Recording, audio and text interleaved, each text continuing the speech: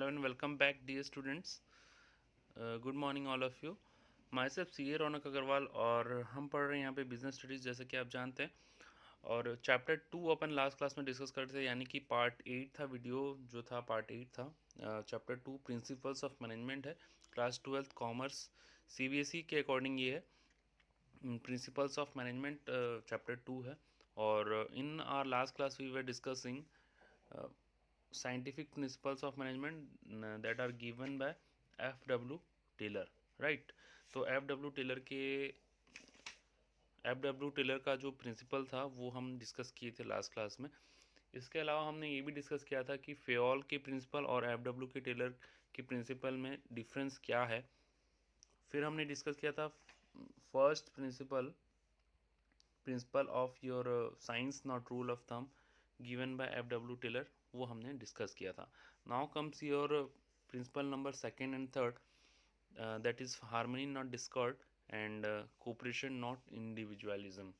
तो मैं बताया था आपको लास्ट क्लास में कि प्रिंसिपल 4 हैं फेओल के, सॉरी फेओल नहीं, टेलर के प्रिंसिपल 4 हैं और टेक्निक्स 10 हैं। और एफ.डब्ल्यू टेलर जो हैं, यानी कि जो थे, अभी तो नहीं है, वो साइंटिफिक प्रिंसिपल को ज़्यादा इम्पोर्टेंस देते हैं और साइंटिफिक उनका जो एटीट्यूड रहता है वो साइंटिफिक अप्रोच रहता है। So let's begin with our today's discussion. और चैप्टर इम्पॉर्टेंट है, आप ये मत सोचिए कि नॉर्मल सा ऐसे ही चैप्टर है, कवरेज नहीं है। मैं बता चुका हूँ, हर क्लास में ये बात मैं बताता हूँ कि चैप्टर का कवरेज 7 to 8 मार्क्स के आसपास रहता है हर एग्ज़ाम में, और प्रिंसिपल कोई भी पूछे जा सकते हैं, तो इसीलिए ध्यान से अपने को करना है इस चीज़ को। तो अभी अपन डिस्कस करने जा रहे हैं scientific principles of management given by F.W. Taylor. तो सेकंड प्रिंसिपल है हार्मनी नॉट डिस्कॉर्ड, ठीक है। हार्मनी नॉट डिस्कॉर्ड, यहाँ पे कॉमा लगाना मैं भूल गया एक्चुअल में। हार्मनी के बाद कॉमा है, उसके बाद नॉट डिस्कॉर्ड।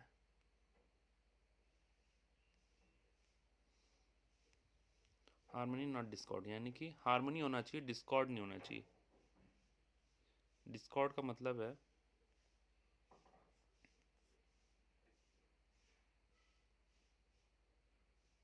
डिसएग्रीमेंट, ठीक है। तो there should be harmony not discord, यानी कि डिसएग्रीमेंट नहीं होना चाहिए। अब ये जो बात है, ये डिसएग्रीमेंट वाली बात किसके बीच में होनी चाहिए, मतलब किसके बीच में ये जो एप्लीकेबल है डिसएग्रीमेंट। आप जानते हैं ऑर्गेनाइजेशन में दो टाइप के लोग होते हैं। कौन कौन? एक है management,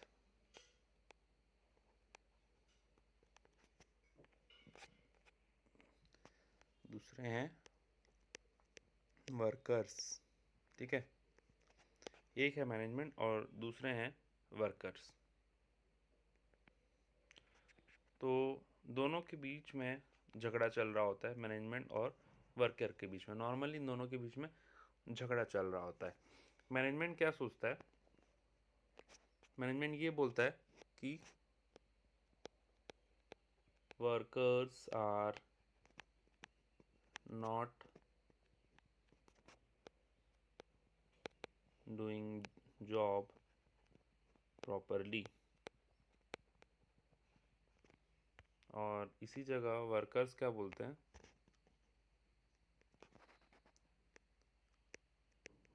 management is not giving us proper salary, ठीक है। तो ये जो दो पॉइंट है, ये बड़ा झगड़े वाला पॉइंट इन लोगों के बीच में रहता है, और हमेशा ये झगड़ा इन लोगों का एक ना एक इशू रहता ही है इसी पॉइंट को लेकर कि मैनेजमेंट जो बोलता है कि वर्कर काम नहीं करते, नालायक हैं, हमेशा टाइम पास करते हैं, ऐसा है वैसा है। और वर्कर हमेशा यही उनका कंप्लेन रहता है कि मैनेजमेंट जो है हमारा ख्याल नहीं रखता, हमको प्रॉपर वर्किंग कंडीशन नहीं प्रोवाइड करता, हमको प्रॉपर सैलरी नहीं प्रोवाइड करता, बोनस नहीं देता, ये नहीं देता, वो नहीं देता। तो दोनों अपना अपना दोनों को शिकायत है एक दूसरे के लिए, और इसी तरीके से ये माहौल चल रहा होता है ऑर्गेनाइजेशन में।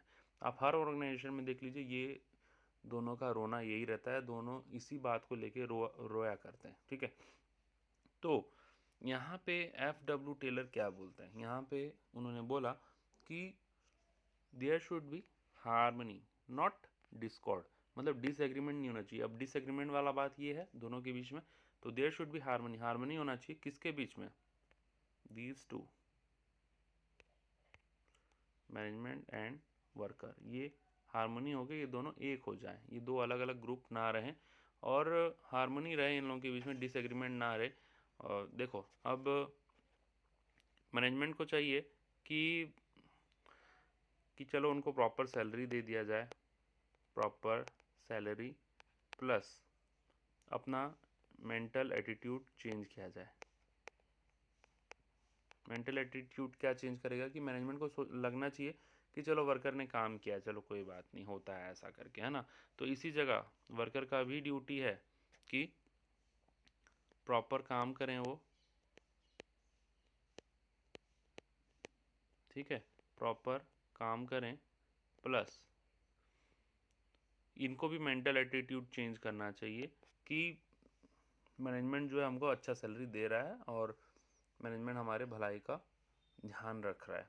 तो ये है मेंटल एटीट्यूड, और इसी से ऑर्गेनाइजेशन में आएगा हार्मनी, और इसी से आपका ये प्रिंसिपल भी बनता है, हार्मनी नॉट डिस्कॉर्ड, जो कि बहुत ही सिंपल सा प्रिंसिपल है, अभी आपको सिंपल लग रहा होगा समझने के बाद। तो दोनों का एटीट्यूड में चेंज करना है और दोनों का एक मेंटल रिवॉल्यूशन लेके आना है। तो ये डिसएग्रीमेंट का कारण जान गए अपन। अब there should be mental revolution,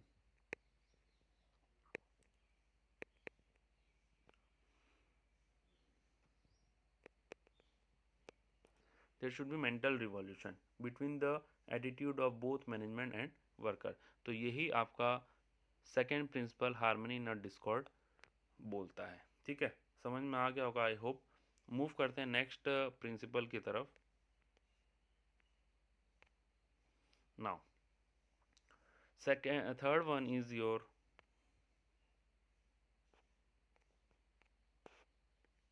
cooperation not individualism. यहाँ पे नॉट के बाद से अलग से पढ़ेंगे तो हमको ये ज़्यादा समझ में आएगा।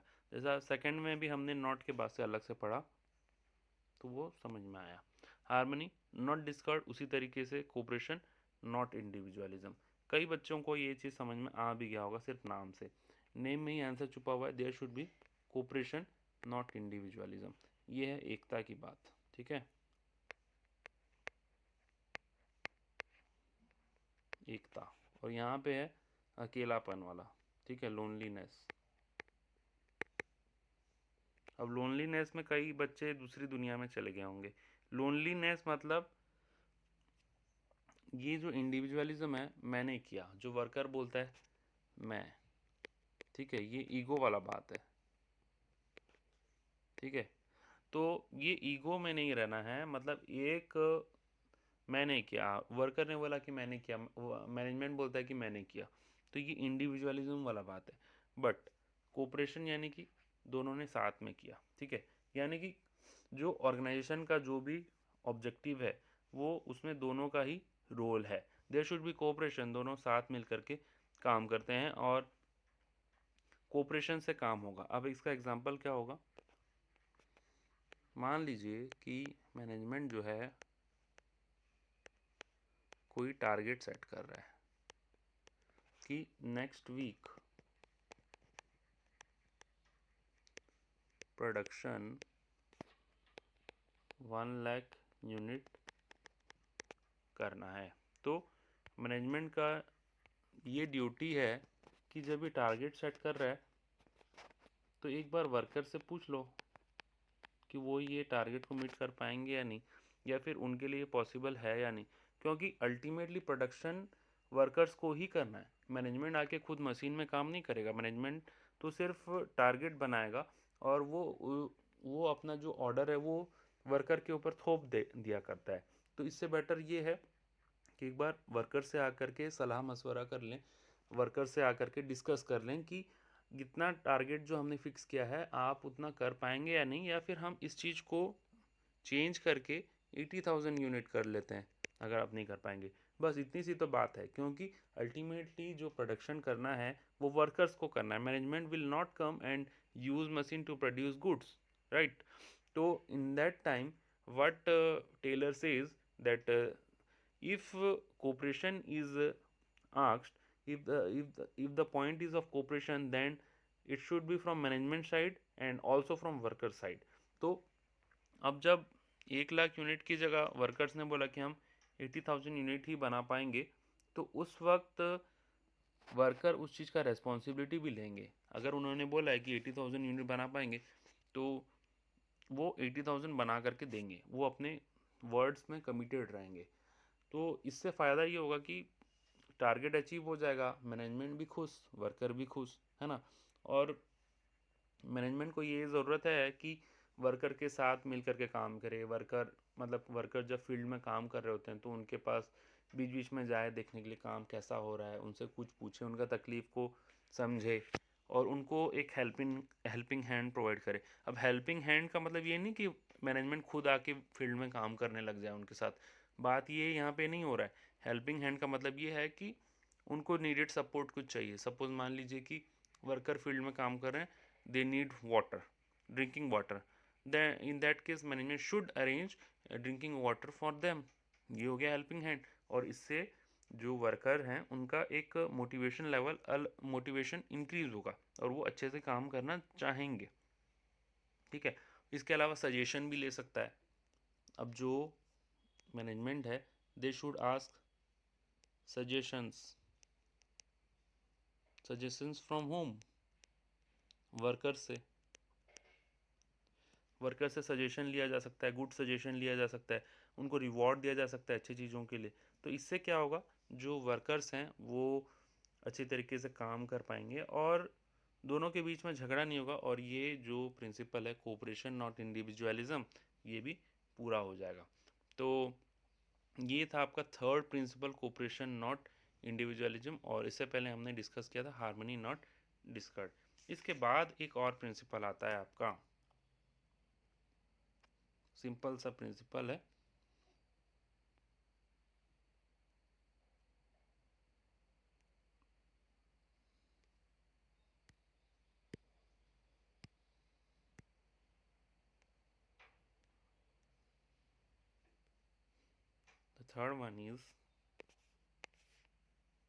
the fourth one,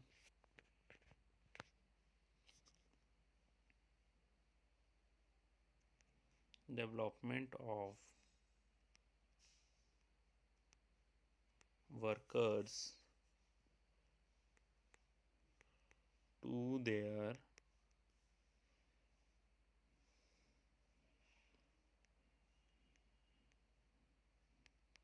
greatest efficiency, ठीक है?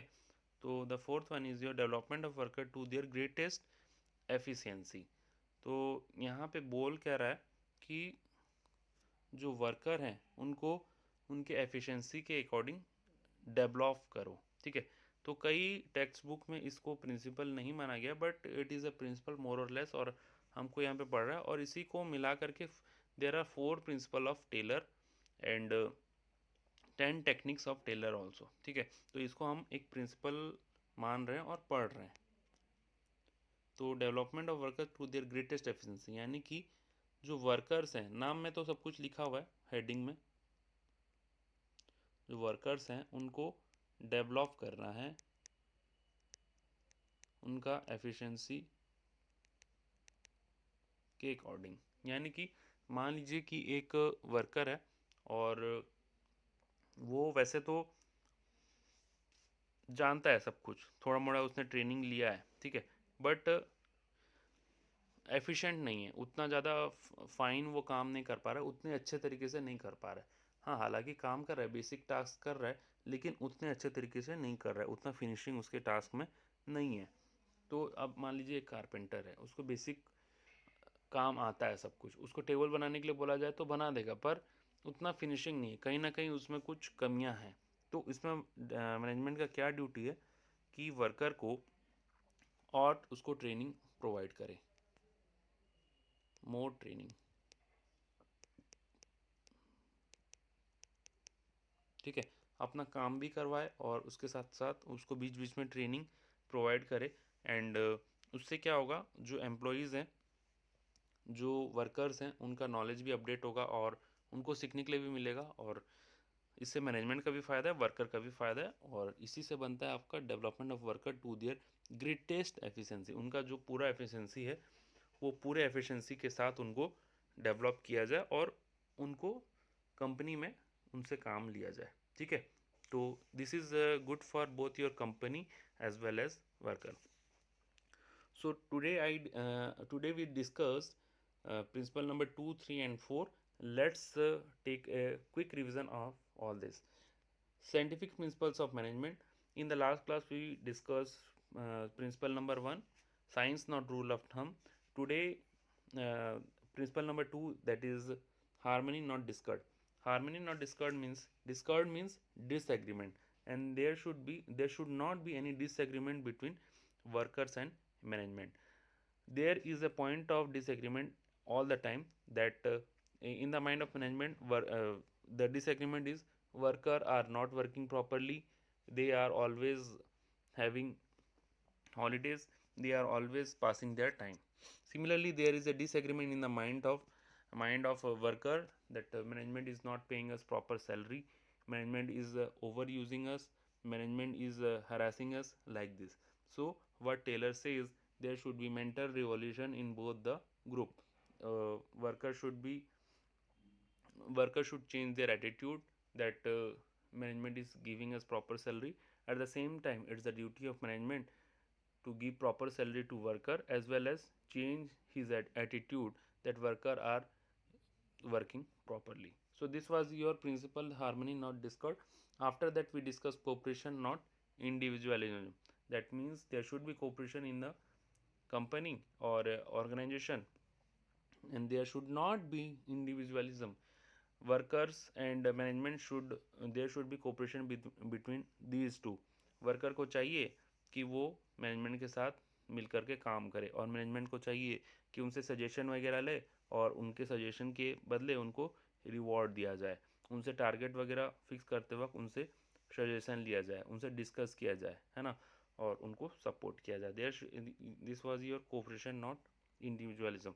After that the fourth number is development of worker to their greatest efficiency, यानी कि जो वर्कर्स हैं आपके फैक्ट्री में कुछ एफिशिएंट हैं, तो उनको और एफिशिएंट बना दीजिए, उनको और ट्रेनिंग प्रोवाइड करवा के उनको पूरा उनके एफिशिएंसी लेवल तक पहुंचा दीजिए। और इससे फ़ायदा क्या होगा, इससे कंपनी का भी फ़ायदा है और वर्कर्स का भी फ़ायदा है, दोनों का साथ में फ़ायदा है।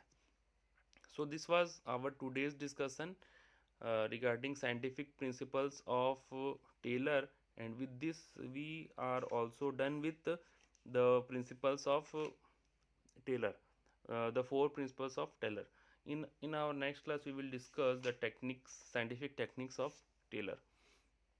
Hope you enjoyed the video and you understood the topic also. Thank you for watching this. Have a nice day.